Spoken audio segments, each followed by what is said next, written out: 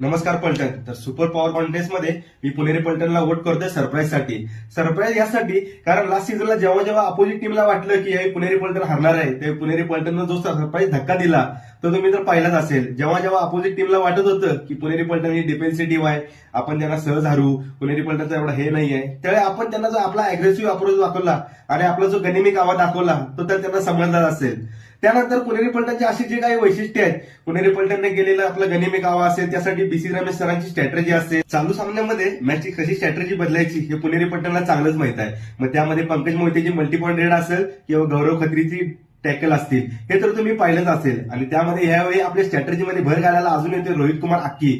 तर ह्यावेळी तुम्हाला अजून समजेलच आपले सरप्राईज धक्के कसे असतील. कधी कधी अस्लम रेड करतो तर कधी अस्लम डिफेन्स करतो, कधी मोहित रेडला जातो, कधी मोहित डिफेन्स करतो, कधी आकाश शिंदे कॉर्नर लावतो. हे जे गणित आहे पुणेरी पलटणचं सरप्राईजचं, ते विरोधकाच्या डोक्याच्या बाहेरचं गणित असतं.